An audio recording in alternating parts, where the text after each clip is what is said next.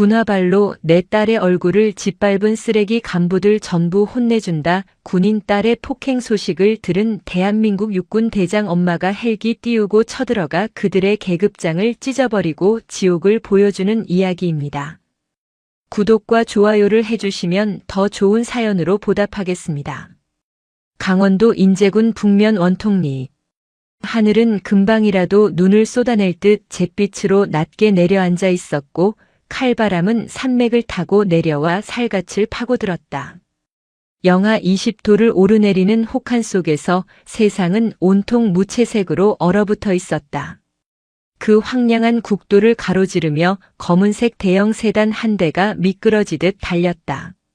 차창 밖으로 스치는 풍경은 앙상한 가로수와 눈 덮인 논밭뿐이었다.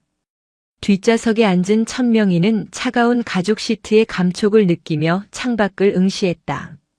그녀의 무릎 위에는 낡은 가족사진 한 장이 놓여 있었다. 사진 속 어린 소녀는 환하게 웃고 있었지만 지금 그녀가 찾아가는 곳은 웃음기 하나 없는 최전방 12사단 을지부대였다. 대한민국 육군 제2작전 사령관이자 대장인 그녀가 수행원도 없이 정복도 아닌 사복 차림으로 이곳을 찾은 이유는 단 하나였다. 딸 백하나 소위. 엄마의 후광이 싫다며 제발로 지옥 같은 최전방 소총 소대장으로 들어간 고집불통 딸을 먼 발치에서라도 보고 싶다는 일념 때문이었다. 운전대를 잡은 사복 차림의 전속 부관이 백미러로 눈치를 살피며 조심스럽게 입을 열었다. 사령관님. 아니 여사님. 위병소 통과가 쉽지 않을 겁니다. 사전에 연락이라도 취해두는 편이 좋지 않겠습니까? 천명희는 고개를 저으며 사진을 코트 주머니에 넣었다. 아니야. 그냥 지나가는 길에 들른 민간인으로 해. 내가 왔다는 게 알려지면 부대가 뒤집힐 거고 하나는 또 도망칠 거다. 그냥 얼굴만 보고 갈 거야. 멀리서 잘 지내는지 딱 한 번만. 차량은 굽이진 산길을 돌아 대대 위병소 앞 공터에 멈춰 섰다. 엔진 소리가 잦아들자 겨울 산 특유의 적막이 찾아왔다. 천명희는 차에서 내려 코트 깃을 세웠다. 폐를 찌르는 차가운 공기가 훅 끼쳐왔다. 위병소 너머 연병장 구석진 곳, 눈이 치워지지 않아 질척거리는 진흙 구덩이 쪽에 몇 명의 군인들이 모여있는 것이 보였다.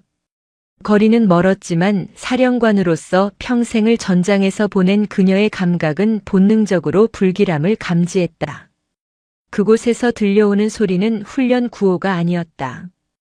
둔탁한 타격음, 억눌린 비명, 그리고 낄낄거리는 웃음소리였다. 천명희는 홀린 듯 위병소 바리케이드 쪽으로 다가갔다.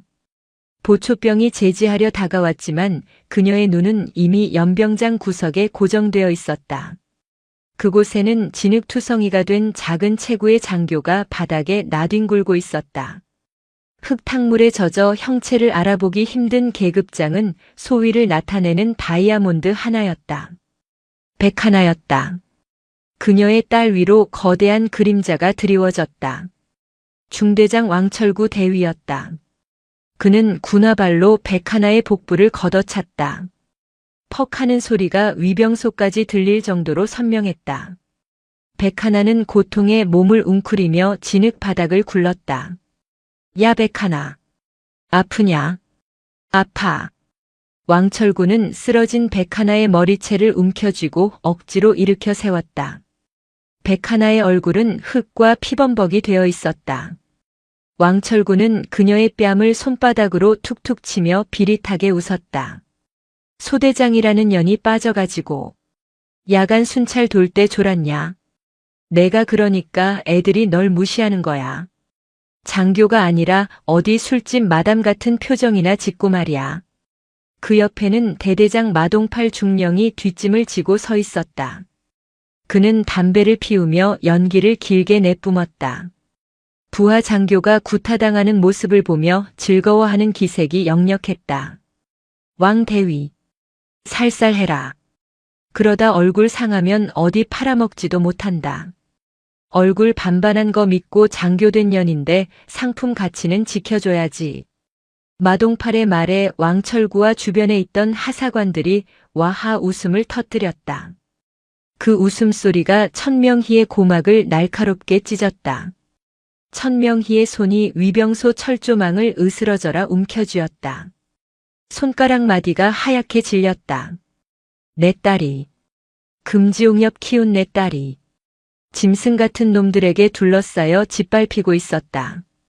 그것도 대한민국 군대라는 그녀가 평생을 바쳐 충성했던 조직 안에서. 백하나는 비명 한 번 지르지 않았다. 입술을 꽉 깨물어 피가 배어나오는 와중에도 눈물만은 보이지 않으려 애쓰고 있었다. 그 모습이 천명희의 가슴을 더욱 후벼 팠다.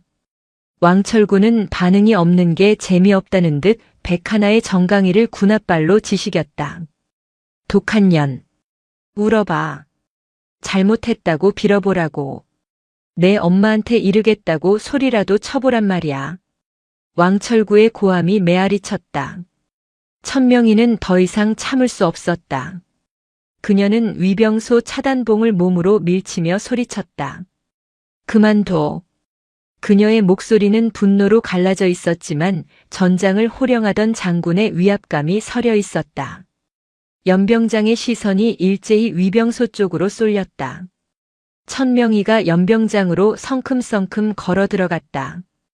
고급스러운 검은색 코트와 세련된 가죽 부츠.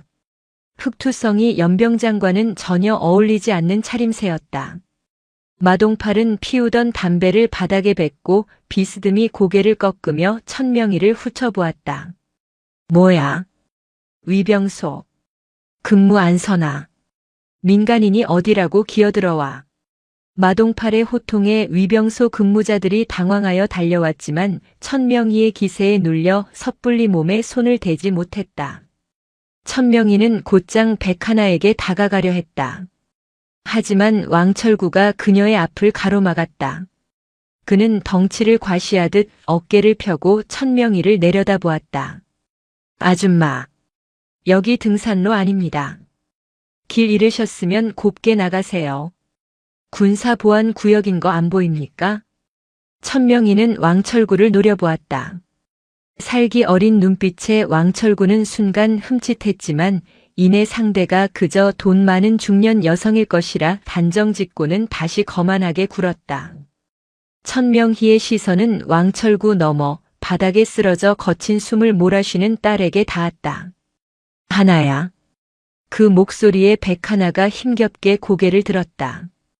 퉁퉁 부은 눈이 어머니를 알아보자 경악으로 물들었다. 마? 여길 어떻게? 백하나의 입에서 엄마라는 단어가 나오자 마동팔이 과장되게 박수를 쳤다. 아이고, 이게 누구야? 우리 백소위님 어머니 되십니까? 어쩐지. 딸내미가 맨날 질질 짜면서 엄마 찾더니 진짜 헬리콥터 맘이 떴네. 마동팔은 천명의 주위를 빙글빙글 돌며 그녀의 옷차림을 평가하듯 훑었다. 옷 입은 거 보니 강남에서 복부인 노릇 좀 하시나 봅니다. 아니면 화류계 쪽인가. 곱게 늙으셨네. 딸년 군대 보내놓고 걱정돼서 오셨어. 근데 어쩌나. 딸 교육을 이따위로 시켜서 우리가 참교육 좀 하고 있었는데. 천명희는 치미는 화를 억누르며 차갑게 말했다. 내 딸에게 손대지 마라. 그리고 그 더러운 입 다물어. 장교가 부하를 구타하고 모욕해. 이게 대한민국 국군 지휘관이 할 짓인가. 그러자 왕철구가 콧방귀를 뀌며 앞으로 나섰다. 이봐요 아줌마. 군대가 보이스카우트인 줄 알아. 계집애가 장교랍시고 와서 분위기 흐리고 일도 못하면 맞아야지. 우리가 때려주면 감사합니다 하고 절을 해도 모자랄 판에 어디서 훈계질이야. 돈 좀 있다고 유세 떠나본데 여기선 계급장이 법이야. 돈 자랑하고 싶으면 위문금이나 두둑이 내놓고 꺼지시던가. 백하나가 비틀거리며 일어나 왕철구의 팔을 잡았다. 중대장님, 제발. 저희 어머니십니다. 제가 잘못했습니다. 제발 어머니께는. 백하나는 어머니가 모욕당하는 것을 견딜 수 없었다. 하지만 왕철구는 그런 백하나를 매몰차게 밀쳐버렸다. 백하나는 다시 진흙탕에 처박혔다. 흙물이 천명희의 코트 자락까지 튀었다. 치워 이년아. 엄마 왔다고 응석 부리냐. 아주 쌍으로 진상을 떠내. 마동팔이 천명희에게 바짝 다가와 얼굴을 들이밀었다. 역겨운 담배 냄새가 풍겼다. 보쇼 아줌마. 내 눈엔 당신이나 딸년이나 똑같이 생겨먹었어. 어디서 몸으로 때우는 건 잘하게 생겼는데 군인은 영안이네. 딸년 데려가서 시집이나 보내. 아니면 당신이 대신 군생활 할 거야. 그 나이에 몸은 좀 튼튼하신가 보네. 우리 애들 회식 때 와서 술이나 좀 따르든가. 그것은 명백한 성희롱이자 인간으로서 넘지 말아야 할 선이었다. 주변의 간부들이 킥킥대며 저질스러운 농담을 주고받았다. 백하나는 수치심에 고개를 파묻고 오열했다. 천명희의 눈동자에서 감정이 사라졌다. 오직 차가운 이성만이 남았다. 그녀는 더 이상 소리 지르지 않았다. 아주 낮고 서늘한 목소리로 말했다. 그래. 계급장이 법이라고 했나. 그녀는 주머니에서 차 키를 꺼내 버튼을 눌렀다. 삐빅하는 소리와 함께 세단의 트렁크가 열렸다. 기다려. 그 법 제대로 보여줄 테니까. 마동팔과 왕철구는 그녀가 돈 봉투라도 꺼내올 줄 알고 서로 눈짓을 교환하며 비열하게 웃었다. 그들은 자신들이 방금 호랑이의 콧수염을 뽑았다는 사실을, 그리고 그 호랑이가 아주 굶주려 있다는 사실을 꿈에도 모르고 있었다. 천명희는 차 트렁크에서 붉은색 벨벳으로 덮인 판과 정복 상의를 꺼냈다. 그녀는 흙탕물이 튀는 것도 아랑곳하지 않고 능숙한 동작으로 차 범퍼에 성판을 부착했다. 붉은 바탕에 은색으로 빛나는 4개의 별. 성판이 햇빛을 받아 번쩍이는 순간 웃고 떠들던 연병장의 공기가 일순간에 진공 상태처럼 멈췄다. 마동팔의 입에 물려있던 담배가 힘없이 바닥으로 떨어졌다. 왕철구는 눈을 비비고 다시 성판을 바라보았다. 잘못 본 것이 아니었다. 하나, 둘, 셋, 넷. 대장. 대한민국 육군대장. 천명희는 코트를 벗어 던졌다. 그 안에는 화려한 약장이 달린 짙은 녹색의 정복이 드러났다. 어깨 위에는 사성 장군의 계급장이 무겁게 내려앉아 있었다. 그녀는 머리를 쓸어 넘기고 정모를 눌렀었다. 방금 전까지 모욕당하던 중년 여성은 온데간데 없고 60만 장병을 지휘하는 제2작전 사령관만이 그곳에 서 있었다. 전원 차렷. 천명희의 호령은 천둥소리 같았다. 훈련된 조건 반사로 병사들과 간부들이 저절로 차렷 자세를 취했다. 마동팔과 왕철구의 다리가 사시나무 떨듯 후들거리기 시작했다. 천명희는 천천히, 아주 천천히 마동팔 앞으로 걸어갔다. 군화 소리가 저승사자의 발걸음처럼 마동팔의 심장을 짓눌렀다. 마동팔의 얼굴은 핏기가 완전히 빠져나가 시체처럼 하얗게 질려 있었다. 마동팔 중령. 천명희가 이름을 부르자 마동팔은 히익 소리를 내며 무릎을 꿇을 뻔했다. 자, 장군님. 그게 관등 성명 안 되나. 충성. 대대장 중령 마동팔. 천명희는 마동팔의 눈을 똑바로 응시하며 말했다. 방금 뭐라고 했지? 몸으로 때워. 술을 따라. 내 딸이 상품 가치가 어째? 죽을 죄를 지었습니다. 사령관님인 줄 모르고. 그게 아니라. 몰랐으면 민간인 여성에게는 그런 말을 짓거려도 된다는 건가? 그게 내 놈이 배운 군인 정신인가? 천명희의 목소리는 높지 않았지만 그 안에 담긴 분노는 용암처럼 뜨거웠다. 그녀는 고개를 돌려 바들바들 떨고 있는 왕철구를 보았다. 왕철구는 이미 바지 가랑이가 축축하게 젖어 있었다. 공포에 질려 오줌을 지린 것이다. 그리고 너. 왕철구 대위. 계급장이 법이라고 했지. 그래, 내 계급장이 내 법보다 위에 있는 것 같으니 내가 판결을 내리마. 천명희는 핸드폰을 꺼내 단축 번호를 눌렀다. 신호가 가기도 전에 상대방이 전화를 받았다. 3군 단장인가? 나 천명의 대장이다. 지금 당장 12사단 영연대 영대대로 튀어와. 12사단장, 헌병대장, 감찰참모 싹 다 끌고 와. 헬기 띄워. 10분 준다. 전화를 끄는 천명희는 멍하니 서 있는 위병소 근무자들에게 소리쳤다. 이 두 놈 당장 무장 해제시키고 꿇어앉혀.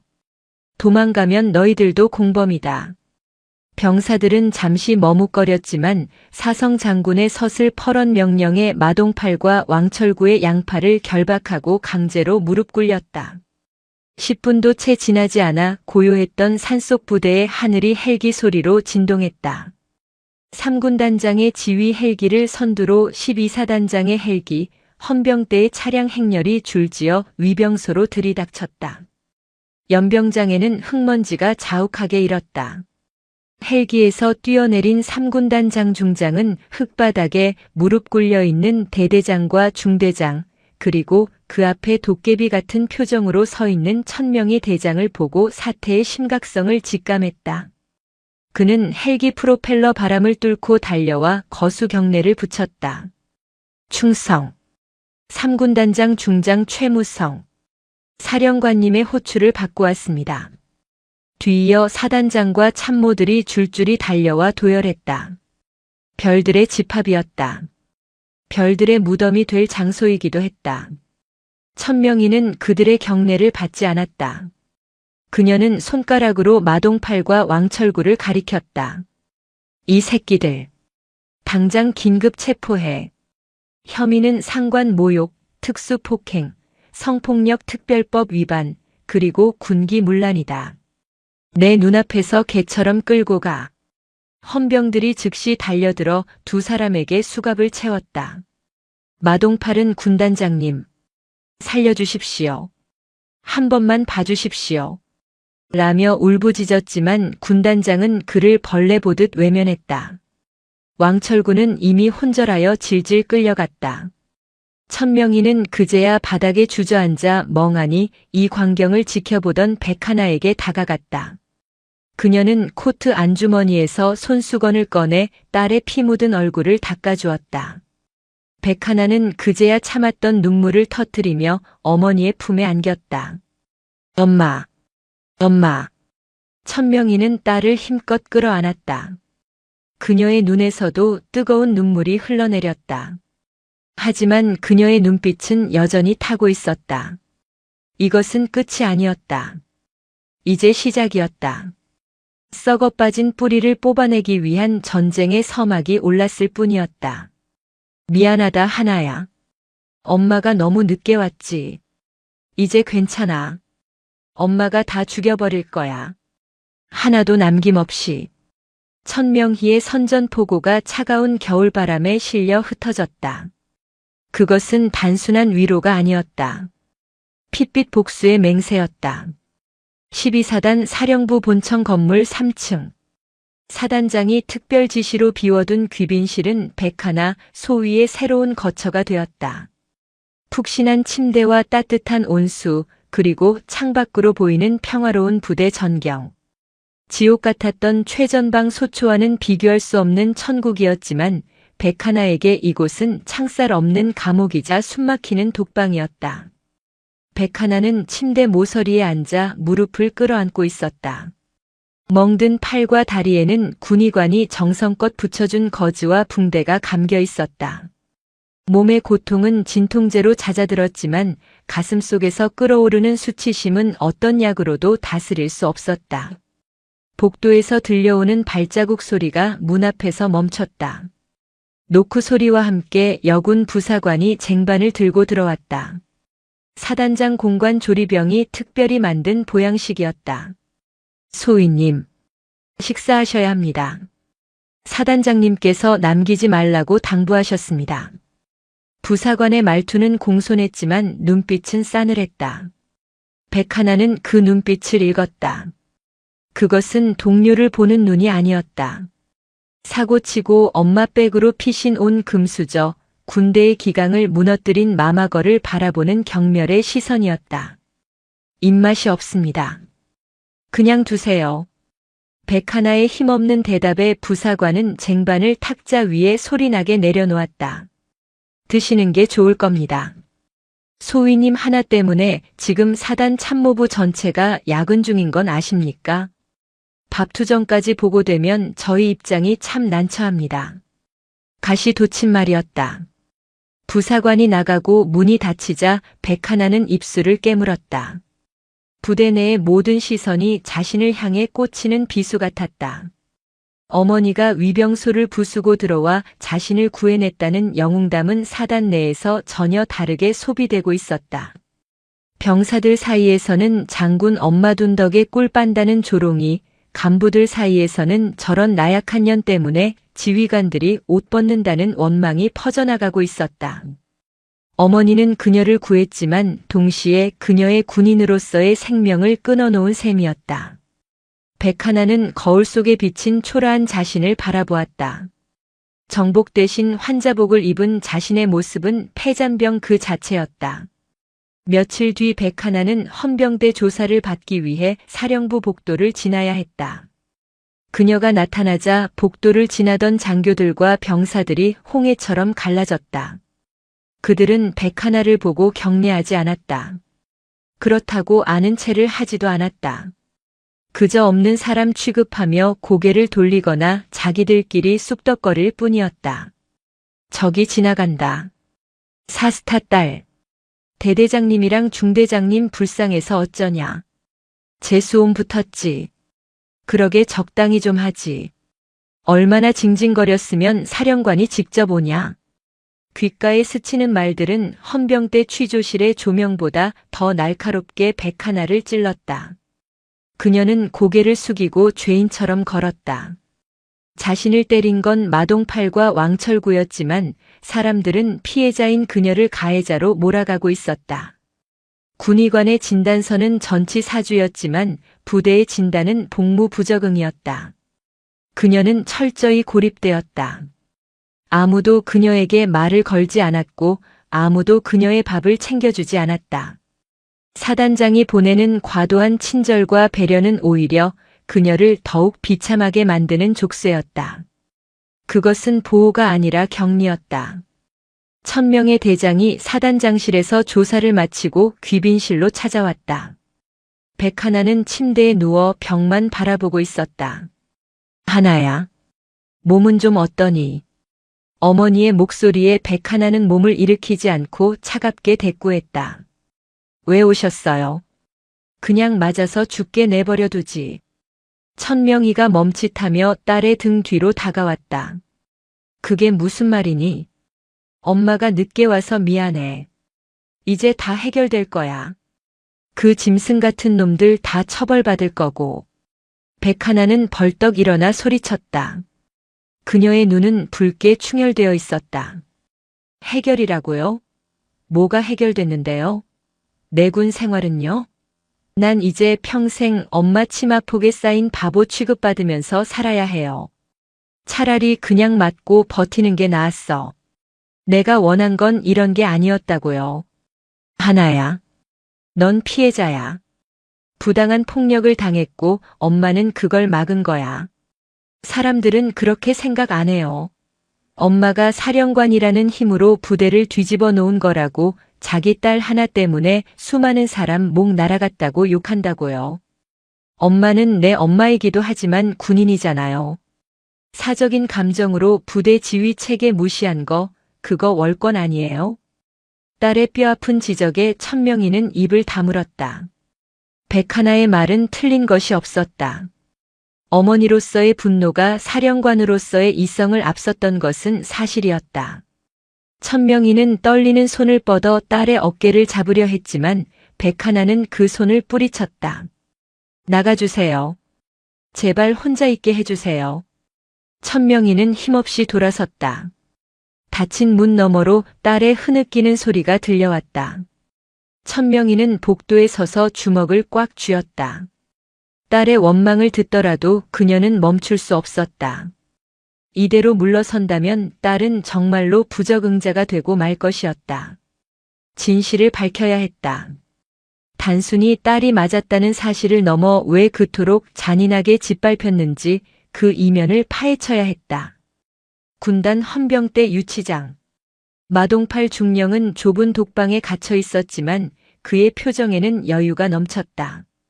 그는 지급된 죄수복 대신 자신이 입고 있던 사제 속옷 차림으로 다리를 꼬고 앉아 있었다. 철창 너머로 당직 헌병이 캔커피와 담배 한 갑을 슬그머니 밀어 넣었다. 대대장님, 이거 드시고 좀 쉬십시오. 위에서 보는 눈이 많아서 문은 못 열어드립니다. 마동팔은 낄낄거리며 담배를 집어들었다. 역시 김하사밖에 없네. 내가 나가면 자네 진급은 책임지지. 걱정 마라. 나 쉽게 안 죽는다. 그는 라이터를 켜 담배에 불을 붙였다. 매캐한 연기가 유치장을 채웠지만 아무도 제지하지 않았다. 마동팔은 구속된 상태였지만 그의 영향력은 여전히 건재했다. 그의 친형인 국방부 인사국장이 이미 손을 쓰고 있었기 때문이었다. 잠시 후 말끔한 정장 차림의 남자가 유치장으로 들어왔다. 대형 로펌의 변호사였다. 헌병대장은 자리를 비켜주며 CCTV를 잠시 끄는 신용을 했다. 형님은 뭘 하십니까? 마동팔이 낮은 목소리로 물었다. 변호사는 서류 가방에서 서류 뭉치를 꺼내며 은밀하게 속삭였다. 걱정 마십시오. 판을 뒤집을 준비는 끝났습니다. 1000명의 대장의 약점을 잡았습니다. 감정적인 대응, 직권 남용, 위수지역 이탈. 이걸로 언론 플레이 시작할 겁니다. 다음 날 아침 주요 일간지와 인터넷 뉴스 헤드라인이 자극적인 제목으로 도배되었다. 단독 사성 장군, 딸 면회 위해 헬기 띄우고 위병소 난임. 사설 모정 앞세운 갑질, 무너진 군 지휘체계 충격 증언 그 여군 소위, 평소 병사들에게 가혹행위 일삼아. 맞을 짓 했다? 여론은 순식간에 반전되었다. 마동팔과 왕철구가 저지른 폭행의 잔혹성은 축소되었고 1000명의 대장이 사적인 감정으로 부대를 쑥대밭으로 만들었다는 사실이 부각되었다. 인터넷 댓글창은 1000명희와 101를 비난하는 글로 도배되었다. 별이 4개면 뭐하냐? 아줌마는 어쩔 수 없네.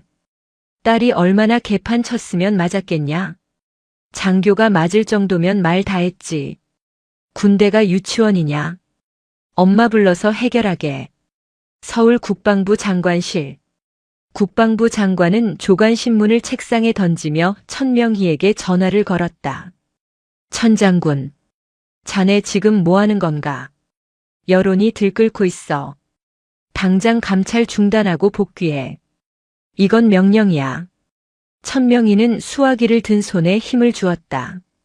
장관님. 제 딸이 맞았습니다. 단순한 폭행이 아닙니다. 조직적인 은폐와 비리의 냄새가 납니다. 그만해. 자네 딸 하나 때문에 육군 전체가 욕을 먹고 있어. 마동팔 중령 형이 누군지 몰라서 그래. 인사국장이 지금 사표 쓴다고 난리야. 적당히 합의하고 덮어. 자네 별 떨어지는 꼴 보고 싶어서 그래. 전화는 일방적으로 끊겼다. 천명희는 집무실 의자에 깊숙이 몸을 묻었다. 거대한 벽이 그녀를 가로막고 있었다. 그것은 적군보다 더 무섭고 교활한 내부의 적들이었다. 그녀가 싸워야 할 대상은 마동팔 한 명이 아니라 그를 비호하는 거대한 카르텔이었다. 같은 시각 병원 치료를 이유로 외부 병원에 입원한 왕철구 대위는 병실에서 스마트폰으로 뉴스를 보며 회심의 미소를 짓고 있었다. 그는 병문안을 온 부하 하사에게 지시를 내렸다. 야, 소대 애들 입단속 확실히 시켰지? 백소희가 평소에 애들 괴롭히고 히스테리 부렸다고 진술서 싹 다 받아놔. 휴가증 걸고 작업해. 안 쓰면 영창 보낸다고 협박하고. 네. 이미 작업 들어갔습니다. 애들도 휴가 준다니까 줄 서서 사인하고 있습니다. 좋아. 그리고 그 장부. 창고 타일 밑에 있는 거. 그거 확실히 파기했지? 하사의 표정이 순간 어두워졌다. 그게 어젯밤에 가봤는데 없었습니다. 아마 쥐새끼가 물어간 것 같습니다. 왕철구의 얼굴이 순식간에 일그러졌다. 그는 링거 바늘을 뽑아버릴 듯이 팔을 휘저었다. 뭐? 없다고? 야, 이 새끼야. 그게 어떤 장부인데 관리를 그따위로 해. 당장 찾아. 부대 전체를 뒤져서라도 찾아내. 그거 나오면 우리 다 죽는 거야. 왕철구의 고함 소리가 병실 밖까지 울려 퍼졌다. 그 장부에는 지난 2년 동안 마동팔과 왕철구가 빼돌린 군수품 내역과 상납고리가 적혀 있었다. 그것이 공개된다면 여론 조작이고 뭐고 모든 것이 끝장이었다. 백하나는 밤새 악몽에 시달렸다. 꿈속에서 왕철구는 거대한 괴물처럼 변해 그녀를 짓밟고 있었고 마동팔은 뱀처럼 그녀의 목을 조여왔다. 그녀는 비명을 지르며 깨어났다. 식은 땀으로 환자복이 흠뻑 젖어 있었다. 창밖에는 비가 내리고 있었다. 빗소리가 창문을 때리는 소리가 마치 그날 밤 창고에서 들었던 소리와 같았다. 창고. 백하나는 문득 머릿속을 스치는 기억의 파편을 붙잡았다. 왜 왕철구는 자신을 그토록 미워했을까? 단순히 자신이 여자라서? 아니면 어머니의 배경이 싫어서? 아니었다. 그것만으로는 설명되지 않는 집요함과 공포가 그들의 눈에 있었다. 그녀는 기억을 더듬어 사건 당일 밤으로 돌아갔다.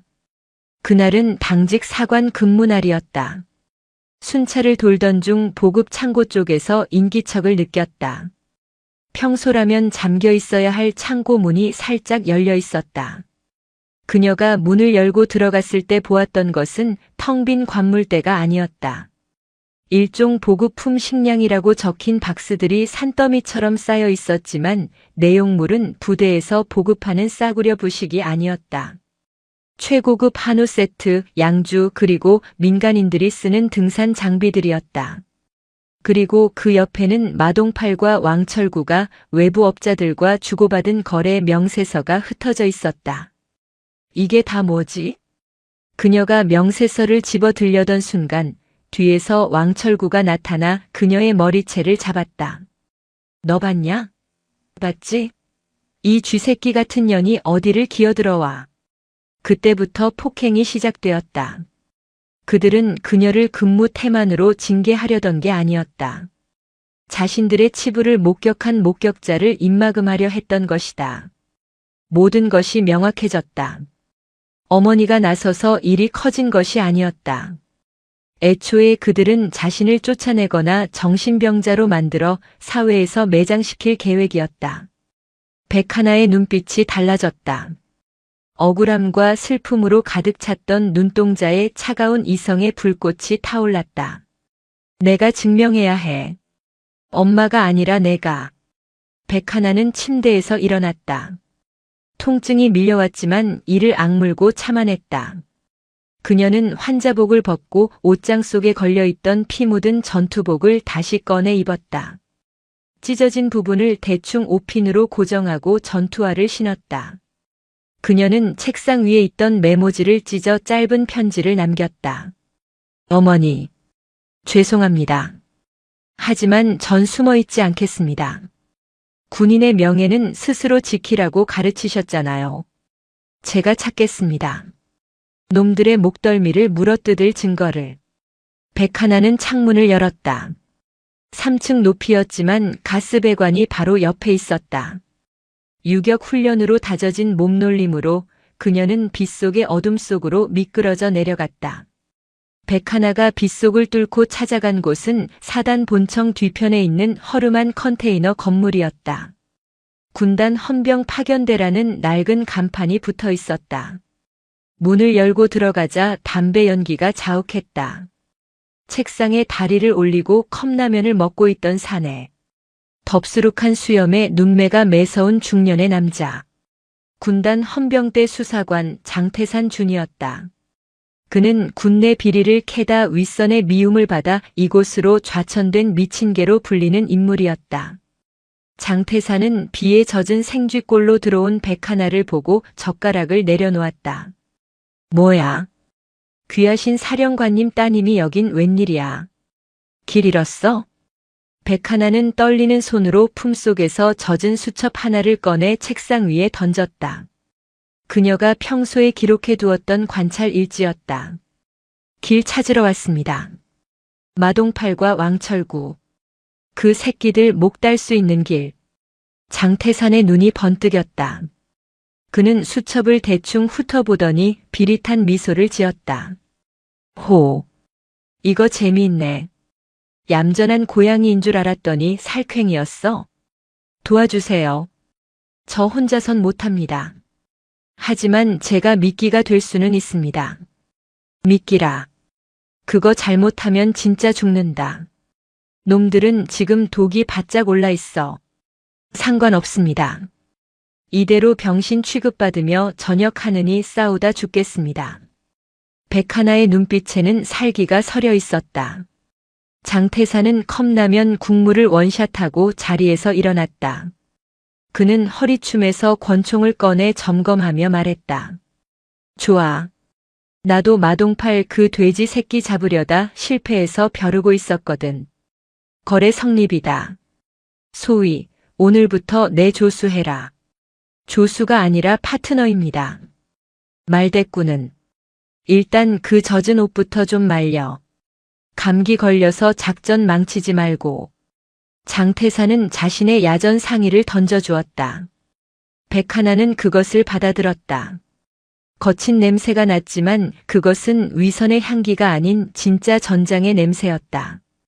어디부터 텁니까? 내 기억 속에 있는 그곳.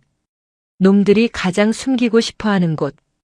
12사단 영대대 보급 창고. 번개가 치며 창밖이 번쩍였다.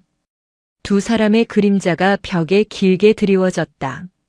복수의 밤이 시작되고 있었다. 어머니의 보호라는 황금 세장을 부수고 나온 아기 독수리가 비로소 날개를 펼치기 시작한 순간이었다. 하늘에 구멍이라도 뚫린 듯 장대비가 쏟아지고 있었다. 강원도 인제군의 산악도로는 한치 앞도 보이지 않을 만큼 짙은 어둠과 안개에 잠겨 있었다. 그 칠흑 같은 어둠을 뚫고 낡은 승합차 한 대가 전조등도 켜지 않은 채 굽이진 산길을 기어오르고 있었다. 운전대를 잡은 장태산 준이는 입에 물고 있던 다 젖은 담배꽁초를 창밖으로 뱉어냈다. 와이퍼가 거칠게 돌아가며 빗물을 닦아냈지만 시야는 여전히 흐릿했다. 소위 지금이라도 내려. 이 앞은 낭떠러지야. 여기서부터는 차로 못 가. 걸어서 산을 타야 한다. 조수석에 앉은 백하나 소위는 대답 대신 전투와 끈을 단단히 조여 묶었다. 장태산의 야전 상의는 그녀에게 컸지만 소매를 걷어올린 그녀의 팔뚝에는 핏줄이 서 있었다. 그녀의 눈빛은 밤새 내리는 비보다 더 차갑고 깊었다. 상관없습니다. 제 발로 들어갑니다. 그들이 제 발목을 부러뜨렸으니 이번엔 제가 그들의 목덜미를 물어뜯을 차례입니다.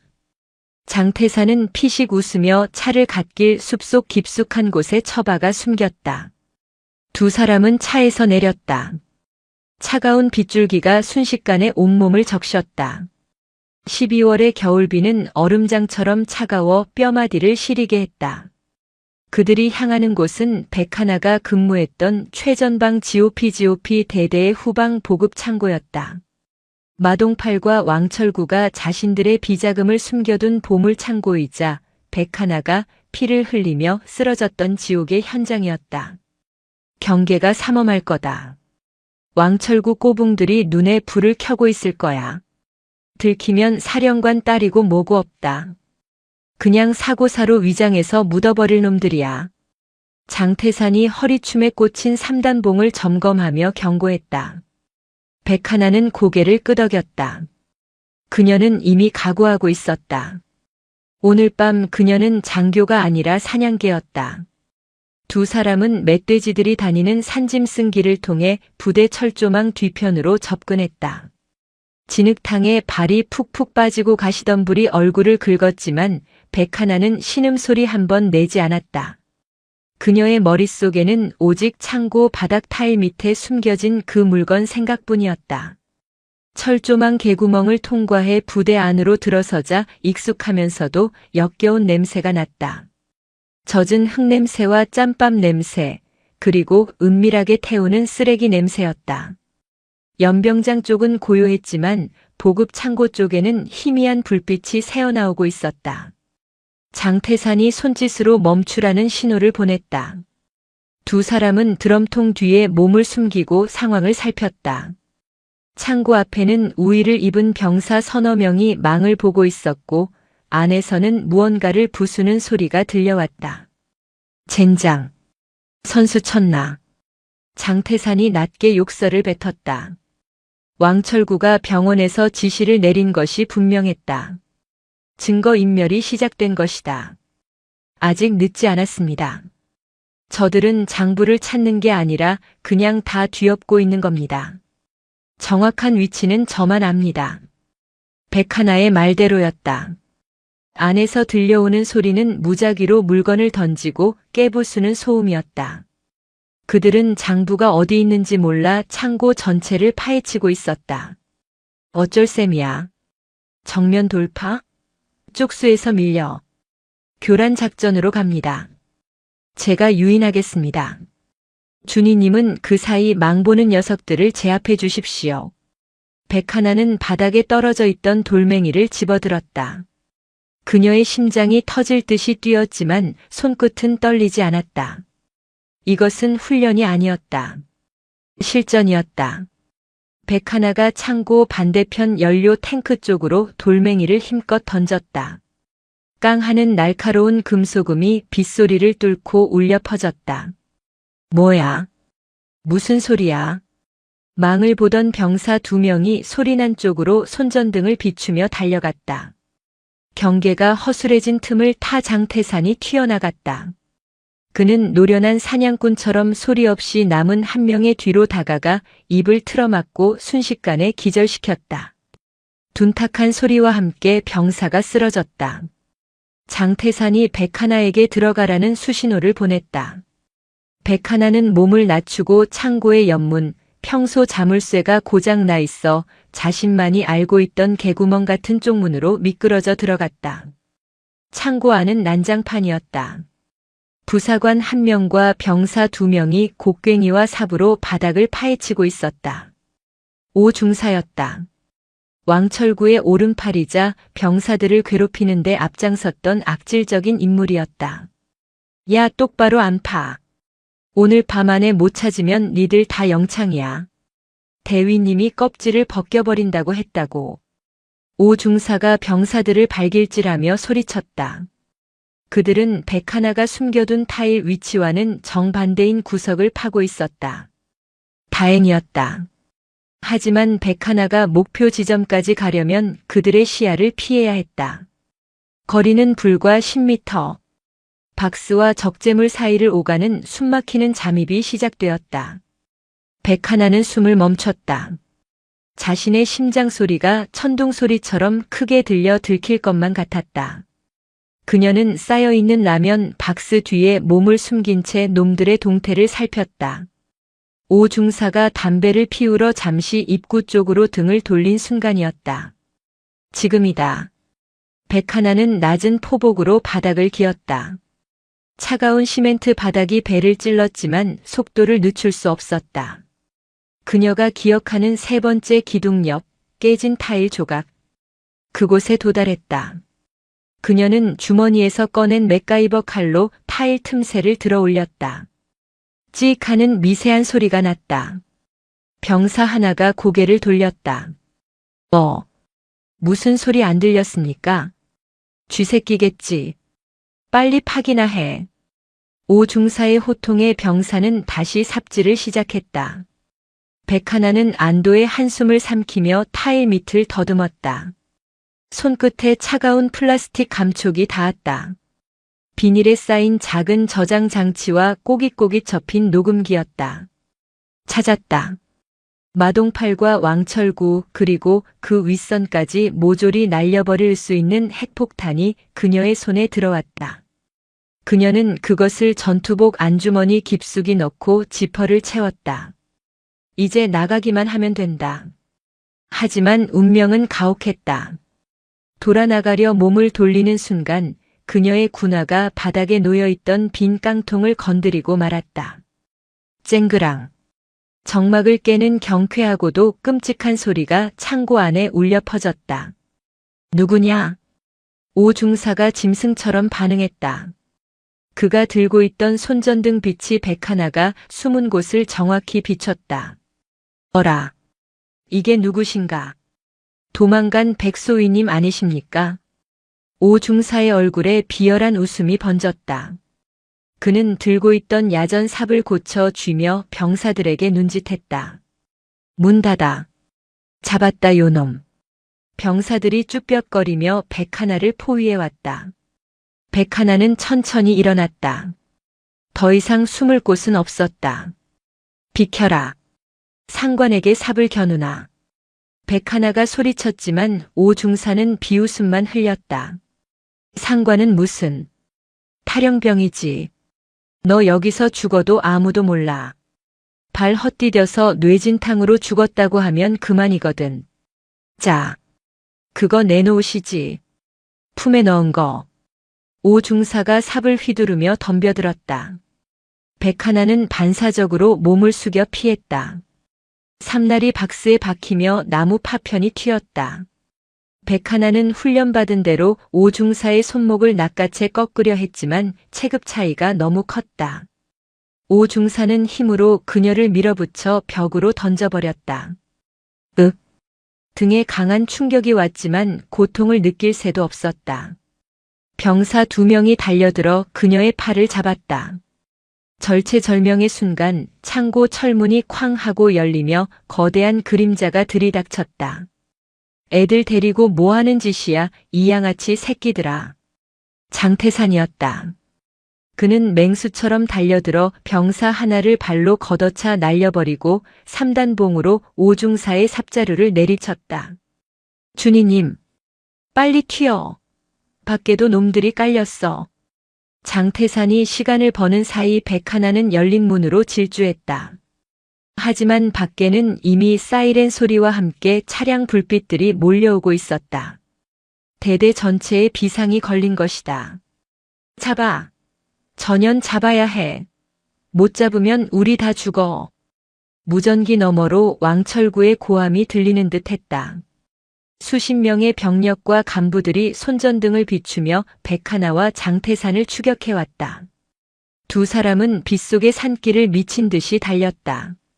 숨이 턱까지 차오르고 다리가 끊어질 듯 아팠다. 뒤에서 따라오는 군견의 짖는 소리가 점점 가까워졌다. 장태산은 백하나의 등을 밀어주며 소리쳤다. 차까지 가야 해. 내가 뒤를 막을 테니 넌 무조건 달려. 안 됩니다. 같이 가야 합니다. 잔말 말고 가. 내가 잡히면 끝이야. 증거 가지고 가서 다 터뜨려. 장태산은 멈춰 서서 쫓아오는 추격대를 향해 3단봉을 뽑아들었다. 그는 좁은 산길목을 홀로 막아서는 장승처럼 버티고 섰다. 백하나는 눈물을 삼키며 어둠 속으로 몸을 던졌다. 나뭇가지가 얼굴을 때리고 날카로운 돌부리가 군화를 찢었다. 그녀는 구르고 넘어지면서도 품속의 증거를 사수했다. 산비탈을 굴러떨어지며 날카로운 바위에 종아리가 찢겨나갔다. 뜨거운 피가 흘러내려 빗물과 섞였다. 하지만 그녀는 멈추지 않았다. 엄마가 기다려. 내가 가야 해. 그녀는 고통을 분노로 바꾸어 달렸다. 드디어 숲길 끝 숨겨두었던 장태산의 차가 보였다. 그녀는 운전석에 올라타 시동을 걸었다. 굉음과 함께 차가 튀어나갔다. 뒤이어 장태산이 피투성이가 된 채 숲에서 튀어나와 조수석에 몸을 날렸다. 밟아. 무조건 밟아. 차량 뒤로 군용 지프차 2대가 따라붙었다. 좁은 산악도로에서 목숨을 건 추격전이 벌어졌다. 지프차가 뒤에서 들이받을 때마다 차가 휘청거렸다. 백하나는 이를 악물고 핸들을 꺾었다. 낭떠러지가 바로 옆을 스쳐 지나갔다. 12사단 사령부 정문 앞. 1000명의 대장의 차량 행렬이 막 위병소를 빠져나가려 하고 있었다. 국방부의 복귀 명령 시한이 다 되었고 더 이상 버틸 명분이 사라진 상황이었다. 사단장과 참모들은 안도의 한숨을 내쉬며 천명희를 배웅하고 있었다. 천명희는 차 뒷좌석에 앉아 창밖을 멍하니 바라보고 있었다. 딸을 두고 떠나야 하는 어미의 심정은 갈갈이 찢겨 있었다. 그녀의 손에는 딸이 남기고 간 쪽지만이 구겨진 채 들려 있었다. 실패한 건가? 이렇게 끝나는 건가? 그때였다. 사령부 진입로 저편에서 굉음이 들려왔다. 헤드라이트가 깨지고 범퍼가 너덜거리는 승합차 한 대가 맹렬한 속도로 위병소를 향해 돌진해 오고 있었다. 뒤따르던 군용 지프차들이 승합차를 에워싸려 했다. 뭐야? 저 차 막아. 위병소 근무자들이 바리케이드를 쳤지만 승합차는 속도를 줄이지 않았다. 끼익하는 타이어 타는 소리와 함께 차는 바리케이드를 들이받고 간신히 멈춰섰다. 보닛에서 하얀 연기가 피어올랐다. 사단장과 참모들이 기겁하며 뒷걸음질 쳤다. 천명희는 본능적으로 차 문을 열고 내렸다. 연기가 자욱한 승합차 운전석 문이 열렸다. 그리고 한 사람이 비틀거리며 내렸다. 진흙과 피로 범벅이 된 전투복. 찢어진 바지 사이로 보이는 깊은 상처. 한쪽 다리를 절뚝거리며 걸어 나오는 그 사람은 바로 백하나였다. 주변의 헌병들이 총을 겨누려 하자 천명희가 사자후를 토해냈다. 총 내려. 내 딸이다. 백하나는 비틀거리며 어머니가 있는 곳으로, 그리고 그 뒤에 서 있는 사단장과 감찰관들이 있는 곳으로 걸어왔다. 그녀의 얼굴은 흑투성이었지만 눈빛만은 그 어느 때보다 형형하게 빛나고 있었다. 그녀는 천명희 앞에서 멈춰섰다. 숨을 헐떡이며 떨리는 손을 들어 올려 경례를 붙였다. 충성. 육군 소위 백하나. 작전 복귀 신고합니다. 그녀의 목소리는 갈라져 있었지만 단단했다. 천명희는 입을 막으며 눈물을 흘렸다. 딸이 살아 돌아왔다. 그것도 패배자가 아닌 전사가 되어 돌아왔다. 백하나는 피 젖은 손으로 주머니에서 비닐에 쌓인 물건을 꺼냈다. 목숨을 걸고 지켜낸 진실의 증거였다. 그녀는 그것을 어머니가 아닌 그 옆에 서 있는 국방부 감찰단장에게 내밀었다. 12사단 영연대 영대대장 마동팔 중령, 1중대장 왕철구 대위의 군수품 횡령 및 뇌물수수장부 그리고 그녀는 숨을 골랐다. 상관 모욕과 살인 교사 혐의가 담긴 녹음 파일입니다. 제가 증인입니다. 감찰단장이 떨리는 손으로 증거물을 받아들었다. 현장에 있던 사단장과 참모들의 얼굴이 사색이 되었다. 뒤따라온 추격대의 지프차에서 내린 왕철구의 신복들이 이 광경을 보고 얼어붙었다. 그들은 자신들이 쫓던 사냥감이 호랑이 굴 한복판에, 그것도 가장 무서운 호랑이 앞에 섰다는 사실을 깨달았다. 백하나는 할 일을 다 했다는 듯 다리에 힘이 풀려 휘청거렸다. 천명희가 달려와 쓰러지는 딸을 받아 안았다. 하나야, 하나야. 백하나는 어머니의 품에서 희미하게 웃었다. 엄마, 나 안 도망갔어. 나 군인이야. 맞지? 천명희는 피 묻은 딸의 얼굴을 가슴에 파묻고 오열했다. 그래, 넌 최고의 군인이다. 내 딸 정말 장하다. 천명희가 고개를 들었다. 그녀의 눈에서 슬픔은 사라지고 분노와 살기가 타올랐다. 그녀는 감찰단장을 노려보며 낮지만 무시무시한 목소리로 말했다. 들었나? 증거는 확보되었다. 지금 당장 마동팔, 왕철구 그리고 이 추격전을 지시한 놈들 전원 체포해. 저 뒤에 따라온 놈들도 공범이다. 당장 수갑 채워. 천명희의 명령에 헌병대장이 즉각 반응했다. 전원 체포해. 도주하는 놈은 발포해도 좋다. 상황은 완전히 역전되었다. 추격해왔던 왕철구의 부하들은 그 자리에서 헌병들에게 제압당해 바닥에 처박혔다. 빗줄기는 더욱 거세졌지만 12사단 연병장은 그 어느 때보다 뜨거운 정의의 심판장으로 변해 있었다. 백하나는 흐릿해지는 의식 속에서 어머니가 자신을 꽉 안아주는 온기를 느꼈다. 그것은 지난 수년간 느끼지 못했던 강철 같은 어머니의 진정한 사랑이었다. 그녀는 빗소리를 자장가 삼아 깊은 잠에 빠져들었다. 악몽은 이제 끝났다. 국군 수도병원 응급수술실 앞. 붉은색 수술중 등이 켜져 있었다. 복도는 숨소리조차 들리지 않을 만큼 무거운 정막에 잠겨 있었다.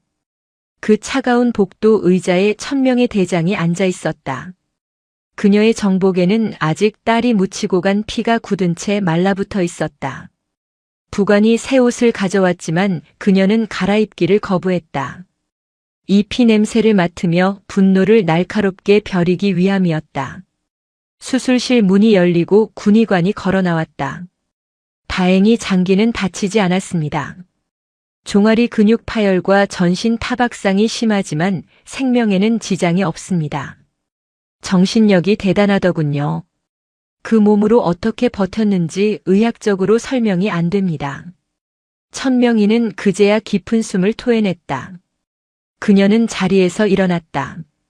이제 어머니의 시간은 끝났다.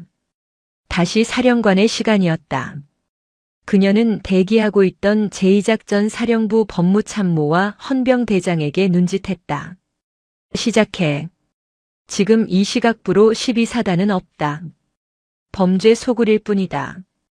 관련된 놈들은 계급 고하를 막론하고 싹 다 잡아들여. 저항하면 짓밟아도 좋다. 알겠습니다. 작전명 강철비. 개시하겠습니다. 헌병대장의 복창 소리와 함께 대한민국군 역사상 유례없는 대규모 숙청 작업이 시작되었다. 같은 시각 서울 용산구 국방부 청사 인근의 고급 아파트.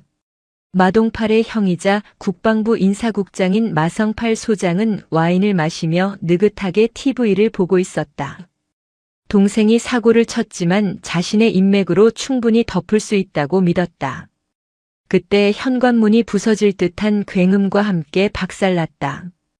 누구냐? 여기가 어디라고? 마성팔이 소리칠 새도 없이 검은 대테러복을 입은 수사관들이 거실로 들이닥쳤다. 그들은 마성팔을 소파에서 끌어내려 바닥에 제압했다. 마성팔 소장. 당신을 뇌물수수, 직권남용, 범인 도피교사 혐의로 긴급 체포한다. 당신 동생이 불어버린 장부에 당신 이름이 제일 위에 있더군. 이거나. 내가 누군 줄 알아. 장관님께 전화해. 장관님은 지금 당신 해임 안에 서명하고 계신다. 수사관은 마성팔의 손목에 차가운 수갑을 채웠다. 아파트 밖으로 끌려나가는 그의 모습은 비참하기 짝이 없었다. 동시에 전국 각지에서 군납 비리에 연루된 업체 사장들, 12사단 내에서 왕철구의 하수인 노릇을 하던 간부들이 줄줄이 체포되었다. 밤사이 호송차 수십 대가 줄을 지어 국방부 헌병대 조사실로 향했다. 12사단 영창. 마동팔과 왕철구는 서로 다른 독방에 수감되어 있었다. 마동팔은 철창을 붙잡고 고래고래 소리를 지르고 있었다. 야, 내가 대대장이야. 내 형이 누군 줄 알아. 변호사 불러. 당장 전화기 가져오란 말이야. 그때 철문이 열리고 천명희 대장이 들어왔다. 그녀의 뒤에는 장태산 준이가 서류철을 들고 서 있었다. 마동팔은 천명희를 보자마자 반사적으로 뒷걸음질 쳤다. 천명희는 의자를 가져와 철창 바로 앞에 앉았다. 그녀는 아무 말 없이 장태산에게 손짓했다. 장태산이 휴대용 스피커의 재생 버튼을 눌렀다. 아, 그 사성 장군 아줌마. 몸매는 좋던데. 술이나 따르라고 해. 낄낄. 백소위 그년 묻어버려. 쥐도 새도 모르게 사고사 처리하면 돼. 내 형이 다 막아줄 거야. 마동팔의 목소리가 영창 안에 쩌렁쩌렁 울렸다. 백하나가 목숨 걸고 가져온 녹음 파일이었다. 마동팔의 얼굴이 흑빛으로 변했다. 에이, 이게 왜? 내 놈 목소리 맞지? 이걸 법정에서 틀면 판사가 참 좋아하겠어. 군 형법상 상관 모욕의 살인 교사, 군수품 횡령까지. 사형 아니면 무기징역이다. 천명희의 목소리는 시베리아의 바람보다 차가웠다. 마동팔은 바닥에 털썩 주저앉았다. 바지가 축축하게 젖어 들어갔다. 사령관님, 잘못했습니다. 한 번만, 제발 한 번만 살려주십시오. 제가 미쳤었습니다. 시키는 대로 다 하겠습니다. 마동팔은 철창 사이로 손을 뻗어 천명희의 군화발을 잡으려 했다. 천명희는 더러운 것을 피하듯 발을 뺐다. 살려는 드릴게. 감옥에서 평생 썩으면서 내 놈이 괴롭힌 병사들이 흘린 눈물만큼 피눈물 흘리며 살아. 천명희는 뒤도 돌아보지 않고 나갔다. 마동팔의 처절한 비명이 영창의 벽을 긁었다. 옆방의 왕철구는 이미 공포에 질려 실신해 있었다. 악인들의 밤은 길고도 고통스러웠다. 한 달 후, 육군본부 보통군사법원 대법정. 법원 앞은 이른 아침부터 취재진과 시민단체, 그리고 예비역들로 인산인해를 이루었다. 부패 군인 척결, 참군인 백하나, 소위 응원 등의 피켓이 물결쳤다. 이 재판은 단순한 군사재판이 아니었다. 대한민국 군대의 썩은 환부를 도려내는 수술대였다. 법정 안은 발 디딜 틈 없이 꽉 차 있었다. 피고인석에는 수의를 입은 마동팔, 왕철구, 마성팔 소장, 그리고 오중사가 고개를 숙인 채 앉아 있었다. 그들의 변호인단은 국내 최대 로펌 출신들로 구성되어 있었다. 그들은 어떻게든 형량을 줄여보려고 온갖 법리적 핑계를 준비하고 있었다. 존경하는 재판장님.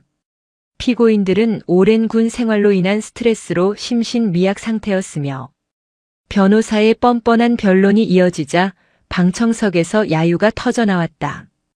재판장이 의사봉을 두드리며 정숙을 요청했다. 검찰 측 증인 입장하십시오. 법정 문이 열리고 백하나 중위가 들어왔다. 그녀는 휠체어를 거부하고 목발을 짚은 채 두 발로 걸어 들어왔다. 말끔하게 다림질된 정복, 그리고 어깨에는 소위가 아닌 중위 계급장이 달려 있었다. 사건 해결의 공로와 기간 경과로 진급한 것이다. 그녀가 증인석까지 걸어가는 동안 둔탁한 목발 소리만이 법정을 채웠다. 그것은 그 어떤 웅변보다 강력한 호소였다. 백하나는 선서하고 증인석에 앉았다. 변호사가 날카로운 질문을 던졌다. 증인, 당시 피고인들이 구타했다는 증거가 있습니까?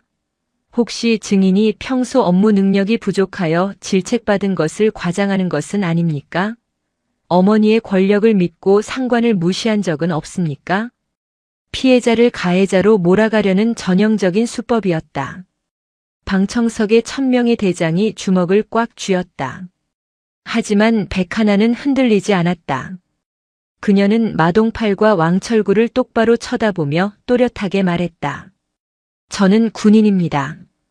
군인은 명령에 복종합니다. 하지만 불의에는 복종하지 않습니다. 저들이 저를 때린 것은 제가 무능해서가 아니라 저들의 범죄를 목격했기 때문입니다. 제 몸에 남은 상처는 시간이 지나면 지워지겠지만 저들이 군복에 남긴 오명은 영원히 지워지지 않을 것입니다. 군 검찰관이 마지막 카드를 꺼냈다. 재판장님, 결정적인 증거물을 제출합니다. 피고인 마동팔과 왕철구의 육성이 담긴 녹음 파일입니다. 법정 스피커를 통해 그날 밤의 대화가 흘러나왔다. 백소위 그년 다리 병신 만들어서 내보내. 천명에 그 여편네 별 달았다고 유세 떠는데 내 형한테 말해서 옷 벗겨버릴 거야. 이번에 납품업체에서 받은 돈은 세탁해서 형님 계좌로 쏘겠습니다. 적나라한 범죄의 증거. 변호사들은 할 말을 잃고 자리에 주저앉았다. 마동팔은 귀를 막고 괴로워했고 왕철구는 흐느끼기 시작했다. 방청석에서는 욕설과 탄식이 쏟아졌다. 재판장이 판결문을 읽어내려갔다. 피고인 마동팔, 징역 20년. 피고인 왕철구, 징역 15년. 피고인 마성팔, 징역 12년. 나머지 피고인 전원 실형 및 파면. 탕, 탕, 탕. 의사봉 소리가 법정에 울려 퍼졌다. 그것은 정의의 종소리였다. 마동팔과 일당들은 헌병들에게 끌려나가며 울부짖었지만 아무도 그들을 동정하지 않았다. 백하나는 그 모습을 끝까지 지켜보았다. 승리감보다는 씁쓸함이 그리고 군인으로서의 무거운 책임감이 그녀의 가슴을 채웠다. 천명이가 다가와 딸의 어깨를 감싸 안았다. 모녀는 말없이 서로를 바라보았다. 더 이상의 말은 필요 없었다. 계절은 다시 돌아 봄이 되었다. 강원도 인제군의 산자락에는 진달래와 철쭉이 만발하여 붉은 띠를 이루고 있었다. 12사단은 완전히 달라져 있었다. 부패한 지휘관들이 사라지고 새로운 지휘관들이 부임하면서 부대에는 활기가 돌았다. 구타와 가혹행위가 사라진 병영에는 병사들의 웃음소리가 들려왔다. 백하나 중위는 이제 부대 내의 전설적인 존재가 되어 있었다. 강철 나비라는 별명으로 불리는 그녀는 병사들에게는 가장 믿음직한 큰 누나이자 적에게는 가장 두려운 지휘관이었다. 다리의 부상은 완치되었지만 비가 오는 날이면 욱신거리는 통증이 남았다. 하지만 그녀는 그것을 영광의 상처로 여겼다. 그녀는 국방부 홍보장교나 후방 행정직으로 편하게 갈 수 있는 기회를 모두 거절했다. 저는 야전이 좋습니다. 제 병사들과 함께 땀 흘리는 이곳이 제가 있어야 할 곳입니다. 그녀는 수색 중대장 보직을 자원하여 매일같이 병사들과 함께 비무장지대를 누볐다. 어느 화창한 오후 12사단 연병장에 팡파르가 울려 퍼졌다. 제2작전 사령관 천명희 대장의 저녁식이 열리는 날이었다. 40년 군 생활을 마감하는 그녀는 자신이 가장 아끼는 부대이자 딸이 있는 12사단에서 마지막 신고를 하고 싶어 했다. 연병장에는 수천 명의 장병이 도열해 있었다. 천명희는 사열차에 올라 장병들을 사열했다. 그녀의 시선이 맨 앞줄 수색 중대를 지휘하고 있는 백하나 중위에게 머물렀다. 검게 그을린 얼굴, 날카로운 눈빛, 꼿꼿한 자세. 1년 전 울며불며 엄마를 찾던 나약한 소위는 온데간데 없고 그 자리에는 대한민국 육군의 미래를 짊어질 강인한 장교가 서 있었다. 천명희의 눈시울이 붉어졌다. 단상에 오른 천명희가 전역사를 시작했다. 나 천명희는 오늘부로 군복을 벗습니다. 하지만 내 영혼은 언제나 이 전장에 그리고 사랑하는 장병 여러분 곁에 머물 것입니다. 불의와 타협하지 마십시오. 강자에게 강하고 약자에게 약한 군인이 되십시오. 그것이 진정한 용기입니다. 식이 끝나고 천명희가 차에 오르기 전 백하나가 그녀 앞으로 다가왔다. 모녀가 아닌 대장과 중위로서 마주 섰다. 주변의 모든 카메라와 시선이 두 사람에게 집중되었다. 백하나가 절도 있는 동작으로 거수 경례를 올렸다. 손끝이 파르르 떨릴 정도로 힘이 들어가 있었다. 충성. 제2작전 사령관님의 명예로운 전역을 축하드립니다. 중위 백하나. 천명희는 미소를 지으며 답례했다. 고맙다. 백중위. 자네 같은 군인이 있어서 나는 마음 편히 떠날 수 있다. 천명희는 딸의 손을 잡는 대신 딸의 어깨에 붙은 부대 마크를 어루만져 주었다. 그리고 귓속말로 속삭였다. 사랑한다. 내 딸. 그리고 존경한다. 백중희. 사랑합니다. 어머니. 천명희가 차에 올랐다. 검은 세단이 위병소를 빠져나가 멀어질 때까지 백하나는 부동자세로 경례를 풀지 않았다. 차 안에서 백미러로 딸의 모습을 지켜보던 천명희는 참았던 눈물을 흘렸다. 그것은 슬픔의 눈물이 아니었다. 자신의 뒤를 이어 이 땅을 지킬 든든한 나무 한 그루를 심어놓고 떠나는 정원사의 행복한 눈물이었다. 차창 밖으로 봄바람이 불어왔다. 인제군의 험준한 산맥이 황금빛 햇살을 받아 빛나고 있었다. 그 빛나는 산하 아래 강철 같은 어머니와 강철 같은 딸의 이야기는 전설이 되어 흐르고 있었다. 이야기는 여기서 막을 내린다. 오늘도 인생지의 말씀을 잘 들어주셔서 감사합니다.